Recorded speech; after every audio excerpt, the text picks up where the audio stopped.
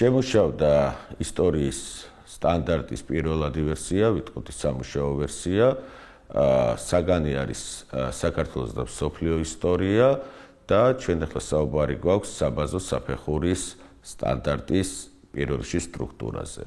სტრუქტურა საკმაოდ მარტივია, მარტივი თვალსაზრისით, რომ იოლად აღსაქმელია და ორიენტაცია მასში ძალიან უპრობლემოდ შეგვიძლია ნებისმიერ პედაგოგს, შედგება სამი ნაწილისაგან. პირველი ნაწილი არის მიზნები, სადაც განსაზღვრულია ისტორიის სწავლების მისია ზოგადად და ძირითადი ამოცანები.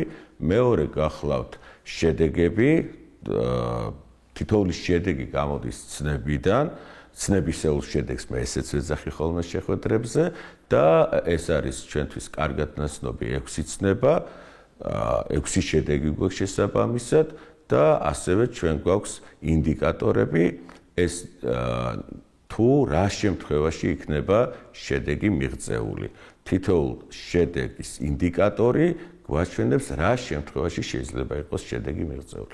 ბოლო ნაწილი სტრუქტურისა არის თემები, არის 12 თემა, 12 ეპოქა და თითოეულ ამ თემას თან მოსდევს მისი შინაარსის მოკლე აღწერილობა, სადაც არის ძირითადი აქცენტები გაკეთებული, ანუ რა უნდა იყოს ნასწავლი იმ თემის ფარგლებში, როგორც ესე ვთქვათ, მინიმალური ცოდნა. კომპეტენციების განვითარება და ღირებულებითი განათლება, ანუ ღირებულებების განვითარება არის, რა თქმა უნდა, ისევ გავიმეორებ, თანამედროვე პედაგოგიკის მთავარი ორიენტირი. რა თქმა უნდა, ძალიან მნიშვნელოვანი არის სკოლა ამზადებდეს, სკოლა ავითარებდეს მოსწავლეს, როგორც კომპეტენციების და ღირებულებების მქონე მოქალაქეს.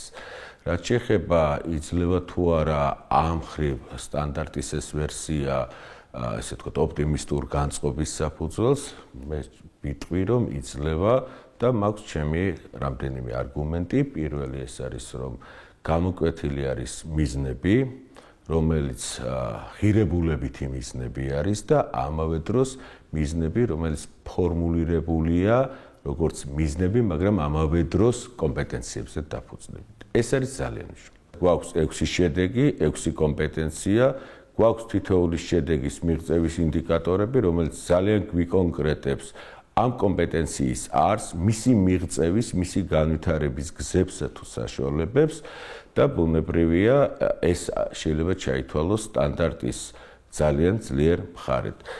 ღირებულებითი განათლების ცნება ძალიან აქტუალურად შემოდის სტანდარტში, მათ შორის კომპეტენციები გადაჯაჭვულია ღირებულებების განვითარებასთან, ძალიან მნიშვნელოვანი არის მაგალითად ის ფაქტორი თუ ის ასპექტი, რომ ისტორია ისწავლება არა როგორც მხოლოდ წარსულის შესახებ ცოდნა, არამედ ისწავლება როგორც შემეცნებითი პროცესი, დანახულია ისტორია თანამედროვეობის გადასახედიდანაც და ბუნებრივია ეს ხელს უწყობს იმას, რომ განვითარდეს ღირებულებითი კატეგორიები და ღირებულებითი განათლებას ჰქონდეს უფრო ფართე, ვრცელი დიაპაზონი ისტორიის სწავლების პროცესში. ყოველთვის ძალიან აქტუალური იყო ისტორიის სწავლების დროს ინტერდისციპლინური მიდგომა და ბუნებრივია ეს ხორციელდებოდა კიდეც ჯერ ერთი იმიტომ, რომ არც წინათაობის სტანდარტიც იძლეოდა მინიშნებასა და გარკვეულ სივრცეს ტოვებდა ასეთი მიდგომის განსახორციელებლად და ბუნებრივია აქ ძალისხმევა პედაგოგებისა უსაზღვროდ დიდია, რომლებსაც ძალიან კარგად ესმით თუ როგორი მნიშვნელოვანია ინტეგრირებული სწავლების გამოყენება. თუმცა ამ სტანდარტის, რომელიც სამუშაო ვერსიაზეც ახლა ჩვენ ვსაუბრობთ, გამოკვეთილად ძლიერი მხარი არის, რომ თვითონ სტანდარტშივე კონკრეტდება ის ინტერდისციპლინური კავშირები, რომლის გათვალისწინებაც ისტორიის სწავლებისას არის აუცილებელი. იქნება ეს გეოგრაფია, იქნება ეს ლიტერატურა, მოქალაქეობა თუ ასე შემდეგ. ძალიან მნიშვნელოვანი არის, რომ თვით ინდიკატორებით ჩვენ ვკარნახობს პედაგოგებს თუ რა მიმართებები შეიძლება ისტორიის საკითხის სწავლებისას გაივლოს სხვა საგანთან.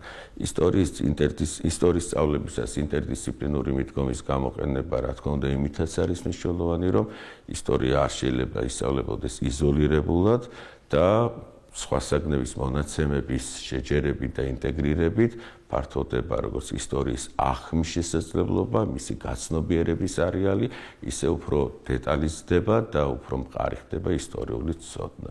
მიმაჩნია, რომ სტანდარტის ამ სამუშაო ვერსიის ერთ-ერთი ძალიან ძლიერი და გამოკვეთილი მხარე არის ინტერდისციპლინური მიდგომის მასზე აქცენტირება.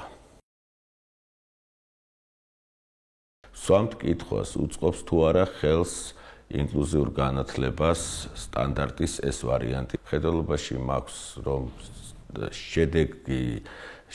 შედეგი აღიწერება ინდიკატორებით და ეს ინდიკატორები არის საკმაოდ მრავალფეროვანი. ინდიკატორების გამოყენებით ჩვენ შეგვიძლია შედეგზე, ასე ვთქვათ, გავიყვანოთ, შედეგი მივაღწევინოთ სხვადასხვა ტიპის მსწავლელ-მოსწავლეს და არ არის აუცილებელი, რომ თითოეული თემის ფარგლებში ყველა ინდიკატორი მუშავდებოდეს ყველა მოსწავლისათვის, ხომ? აქ მეორე საკითხზეც არის აქცენტი გასაკეთებელი, რომ ეს ინდიკატორები მიბმული არის შედეგზე, შედეგი არის საფეხურისა და შესაბამისად, მაგალითად, წყაროსთან დაკავშირებული შედეგის ინდიკატორები მუშავდება მთელ საბაზო საფეხურზე, ეს 7 კლასიდან 10 კლასის ჩათვლით. მოკლედ რომ ვთქვათ, ინდიკატორების ფორმულირება ხელს უწყობს იმას, რომ თითოეული მოსწავლე იყოს ჩართული სასწავლო პროცესში, თითოეული მოსწავლე გარკვეული ხარისხით გადიოდეს შედეგზე, ინდიკატორიდან გამომდინარე და არც ერთი მოსწავლე არ რჩებოდეს სასწავლო პროცესის მიღმა, ანუ სწავლების პროცესი ეფუძნებოდეს იმ ძირითად მოთხოვნას, რაც არის აქტიური სწავლების პროცესი, რომელიც პირველ რიგში იქმნება მოსწავლეთა ჩართულობით და მათი მონაწილეობით ამ პროცესში. ძალიან ხშირად შეიძლება იყოს ესეთი მომენტი, როდესაც მიზანი იყო განტვირთვა და ამ მიზანს ბოლომდე ვერ ვაღწევდით, პირიქით შეიძლება განტვირთვის მაგივრად უფრო მეტად იტვირთებოდა პროგრამა. რას ვფიქრობ სტანდარტის სამუშაო ვერსიაზე ამ მხრივ, ჩემი აზრით ეს ნამდვილად ხელს უწყობს პროგრამის განტვირთვას და ვეცდები, რომ ორიოდე არგუმენტი უთხრამს ჩვენს მსმენელს. პირველი ის, რომ ისტორია, რა თქმა უნდა, ისე ვიწყება საბაზო საფეხურზე უძველეს პერიოდიდან და მოდის თანამედროვეობამდე, ეს თუ აქამდე გათვლილი იყო 3 წელიწადზე, მე-7 მე-8 მე-9 კლასზე, ახლა უკვე 4 წლიანი სწავლება არის საბაზო საფეხურზე და ჩემი აზრით ეს უკვე ნიშნავს, რომ პროგრამის განტვირთვა მოხდება.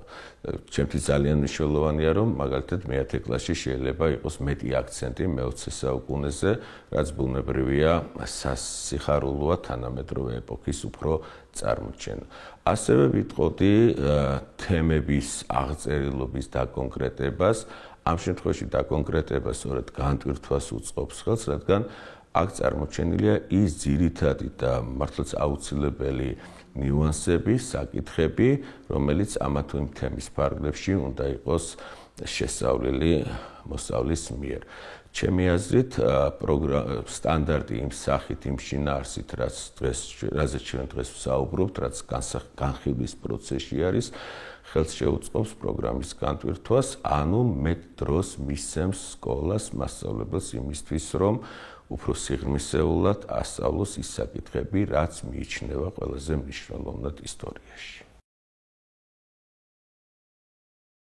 ეს ძალიან მნიშვნელოვანი არის, რომ სკოლებს მიეცეს მეტი შემოქმედებითი თავისუფლება, რაც თავი მახსოვს საუბარი არის ავტონომიის ზრდაზე სკოლის და რა თქმა უნდა ჩვენ თანხმდებით იმაში, რომ სკოლის ავტონომიურობა და მისი ხარისხი არ განისაზღვრება, თქვა სკოლის ადმინისტრაციის ძალაუფლებაში, სკოლის ავტონომიურობა ყველგან განისაზღვრება, სადაც ამ სიტყვის მნიშვნელობა ესმით და პატივსცემენ, იმაში, რომ მას შეუძლია სწავლების ორიგინალური ფორმატი შეიმუშაოს, ორიგინალურად განსაზღვროს შინაარსი და არ იყოს ზუსტი კოპირება სხვა სკოლებისა ამ კონკრეტულ სკოლაში. თუ რა თქმა უნდა, სკოლას აქვს შესაბამისი სურვილი, შესაბამისად ემზადება ამისთვის და ფიქრობს და ახდენს იმას, რომ საკუთარი კადრის კვალიფიკაციის ზრდა მუდმივად მოახერხოს, იმიტომ რომ ამას სჭირდება ძალიან მაღალი კვალიფიკაცია. ჩვენ გვაქვს ხოლმე ესეთი შემთხვევები, როდესაც სკოლას აქვს ორიგინალური მისია, ხედვა, ღირებულებები, თუმცა კურიკულუმები აბსოლუტურად სტანდარტული. მოდი დავსვათ კითხვა, იძლევა თუ არა შესაძლებლობას არსებული ვარიანტი თუ ვარიაცია სტანდარტის, ანუ სამუშაო ვარიანტზე ვსაუბრობ, იმისას, რომ სკოლამ განავითაროს ორიგინალური კურიკულუმი. ჩემი აზრით იძლევა. იძლევა იმით, რომ აქ არის აღწერილობები თემებისა დაკონკრეტებული, რაზე უნდა იყოს აუცილებლად აქცენტი გაკეთებული თითოეული თემის სწავლების პროცესში, ხოლო სკოლამ უნდა განსაზღვროს საკითხთა ის წრე, რომლითაც ასწავლის ამა თუ იმ თემას. სტანდარტის მიზანი ერთია, რომ როდესაც მაგალითად სტანდარტი ამბობს, რომ უნდა ისწავლებოდეს მე-11-მე-13 საუკუნეების ისტორია, დააკონკრეტოს რა არ შეიძლება რომ გამოტოვოს პროცესმა. მაგალითად დავით აღმაშენებლის მეფობა, თამარის ეპოქა, დანარჩენი უკვე შესაძლებელია სკოლებმა, მასწავლებლებმა შეთანხმებით, არც იმ ფორმით, რაც მათ ხელეწიფებად, დააკონკრეტოს საკითხები, შექმნან ორიგინალური კურიკულუმი, შესაბამისი მეთოდოლოგია მისი სწავლებისა და რა თქმა უნდა რესურსებიც, რომელიც გარდა გრიფირებული სახელმძღვანელოსი არსებობს, ან უნდა არსებობდეს იმისთვის, რომ ეს პროცესი ხარისხიანად წარიმართოს. მე მიმაჩნია, რომ სტანდარტი ნამდვილად უწყობს ხელს, ასე ვთქვათ, შემოქმედებითობას და იმას, რომ სკოლას ჰქონდეს მის საჭიროებებზე, მის კონტექსტზე მორგებული კურიკულუმი.